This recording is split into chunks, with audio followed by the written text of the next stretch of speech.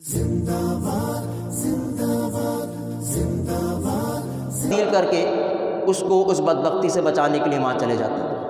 تو یہ تصرف کی 5 اقسام کے ولی کا معنی ہے متصرف، تصرف کرنے والا۔ ولی کا ایک معنی ہے محب۔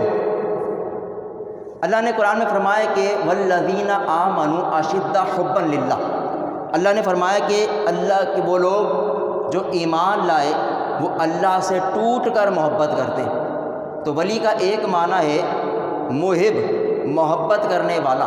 چنانچہ حضرت جنید بغدادی رحمۃ اللہ علیہ کے مرشد حضرت سری سختی رحمۃ اللہ تعالیٰ علیہ، حضرت جنید بغدادی فرماتے ہیں کہ ایک شب مجھے اپنے مرشد کے پاس ٹھہرنے کا اعزاز حاصل ہوا، تو فرماتے ہیں انہوں نے مجھ سے پوچھا کہ اے جنید کیا تم سو گئے ہو؟ آپ نے کہا نہیں قبلہ میں ابھی جاگ رہا ہوں۔ حضرت سری سختی نے فرمایا، آپ نے فرمایا مجھے ابھی اللہ کی بارگاہ میں کھڑا کیا گیا، اللہ نے مجھ سے سوال کیا کہ اے سری سختی کیا تم کو معلوم ہے کہ ہم نے انسانوں کو کیوں تخلیق کیا، کہ ہم نے ان مخلوق کو کیوں تخلیق کیا؟ تو حضرت سری سختی فرماتے ہیں کہ یا اللہ مجھے نہیں معلوم کہ اس کی کیا سبب ہے، کیا معاملہ ہے کہ تو نے مخلوقات کو کیوں تخلیق کیا۔ اللہ نے فرمایا اے سری سختی ہم نے اپنی مخلوق کو جب تخلیق کیا ان پر ہم نے دنیا کو پیش کیا تو اس میں سے 10,000 میں سے 9,000 اس کی طرف راغب ہو گئے، ان باقی ماندہ 1000 پر ہم نے جنت کو پیش کیا تو 900 اس کی طرف مشغول ہو گئے، ان ماندہ 100 پر ہم نے مصائب اور آلام کو پیش کیا تو وہ ان مصائب میں مشغول ہو گئے، تو 90 اس کے اندر مشغول ہو گئے اور 10 رہ گئے۔ اللہ نے ان 10 لوگوں سے پوچھا اے میرے بندو کیا بات ہے، نہ تم دنیا میں مشغول ہوئے، نہ تم جنت کی طلب کرتے ہو، نہ تم جہنم سے ڈرتے ہو، نہ تم مصائب و آلام سے پریشان ہوتے ہو، تو تم کیا چاہتے ہو؟ وہ بندے کہتے ہیں یا اللہ ہم جو کچھ چاہتے ہیں تو خوب جانتا ہے کہ ہماری چاہت کیا ہے۔ اللہ نے فرمایا پھر اے میرے بندو تم تیار ہو جاؤ، میں تم پر اس طرح مصائب اور آلام کو لاؤں گا کہ پہاڑوں میں بھی اس کو برداشت کرنے کی سخت نہ ہوگی۔ وہ بندے کہتے ہیں یا اللہ ہم ہر حال میں تیری رضا پہ راضی ہیں۔ اللہ فرماتا ہے سری سختی جان لے کے در حقیقت یہی میرے بندے ہیں، اس لیے کہ وہ ٹوٹ کر اللہ سے محبت کرتے۔ تو ولی کا معنی ہے محب، محبت کرنے والا، جس سے محبت کی جائے۔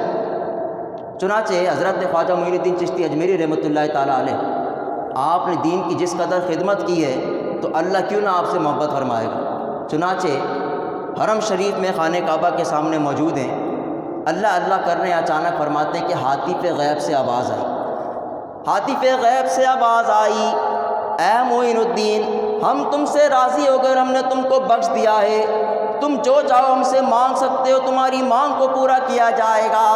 حضرت خواجہ معین الدین چشتی نے دعا مانگی یا اللہ میں تو یہ چاہتا ہوں کہ میرے سارے مریدوں کو بخش دیا جائے۔ اللہ نے فرمایا اے معین الدین ہم نے تیری دعا کو قبول کر لیا اور تیرے سارے مریدوں کو بخش دیا جائے گا۔ یہ ہے ولی کا معنی کہ اللہ ان سے محبت فرماتا اور وہ اللہ سے محبت فرماتے ہیں۔ بس آخری بات کر کے بات کو ختم کروں گا۔ ولی کا ایک معنی ہے صدیق، سچ بولنے والا۔ علماء فرماتے ہیں کہ 2 لفظ ہیں، ایک ہے صادق اور ایک ہے صدیق۔ صادق وہ کہ جیسا واقعہ دیکھے ویسا بیان کر دے، اور صدیق وہ کہ جیسا قید ہے واقعہ اس طرح ہو جائے۔ چنانچہ میں اس پر 1-2 واقعات آپ کے سامنے پیش کرتا ہوں۔ قرآن پڑھ کر دیکھو سورہ یوسف، حضرت یوسف علیہ السلام کو جب قید میں ڈالا گیا تو وہاں بادشاہ کے باورچی اور ساقی کو بھی قید میں ڈالا گیا، تو انہوں نے حضرت یوسف علیہ السلام سے استہزاء کیا، مذاق کیا اور کہا کہ ہم نے یہ خواب دیکھا ہے کہ ہم میں سے جو ساقی ہے وہ بادشاہ کو شراب پلا رہا ہے اور ایک کے سر پر روٹیوں کا خوان ہے جسے پرندے آ کے نوچ رہے۔ تو حضرت یوسف علیہ السلام نے کہا کہ اس کی تعبیر یہ ہے کہ تم میں سے جو ساقی ہے وہ اپنے عہدے پر بحال کر دیا جائے گا اور جو باورچی ہے اس کو سولی چڑھا دیا جائے گا۔ وہ دونوں ہنسنے لگے، کہا کہ ہم نے تو کوئی خواب نہیں دیکھا، ہم تو جھوٹ بول رہے تھے۔ حضرت یوسف علیہ السلام نے فرمایا تم دونوں نے کوئی خواب دیکھا ہو یا نہیں دیکھا ہو، اب تو ماجرا اسی طرح ہوگا جس طرح ہم نے کہہ دیا ہے۔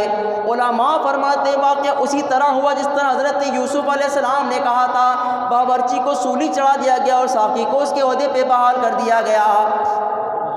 کچھ عرصے بعد بادشاہ نے خواب دیکھا تو اس ساقی کو خیال آیا کہ اس کی تعبیر حضرت یوسف علیہ السلام بیان کر سکتے ہیں، چنانچہ وہ دوڑا حضرت یوسف علیہ السلام کے پاس آیا اور کہا یوسف ایھا الصدیق، اے یوسف تم سچے ہو، تم نے جیسا کہا تھا واقعہ ویسے ہی ہوا۔ تو ولی کے معنی ہے صدیق کہ جس طرح کہہ دے واقعہ اسی طرح ہو جاتا۔ حضرت ابوبکر صدیق رضی اللہ تعالیٰ عنہ آپ کا لقب بھی ہے صدیق، چنانچہ غزوہ احد میں حضرت مالک بن سنان رضی اللہ تعالیٰ عنہ شہید ہو گئے۔ حضرت ابوبکر صدیق رضی اللہ تعالیٰ عنہ سے کسی نے پوچھا کہ مالک بن سنان کا کیا حال ہے؟ آپ نے فرمایا کہ وہ ہمارے پیچھے پیچھے لشکر کے ساتھ آ رہے ہیں۔ حضرت مالک بن سنان غزوہ احد میں شہید ہو گئے تھے، لیکن چونکہ صدیق اکبر نے فرما دیا، اللہ نے واقعہ ویسے ہی کر دیا، اللہ نے حضرت مالک بن سنان کو زندہ کر کے مدینہ کی طرف روانہ کر دیا۔ وہ شہید ہو گئے تھے لیکن زندہ ہو کے مدینہ پہنچ گئے، تو جیسا کہا واقعہ ویسا ہی ہو گیا۔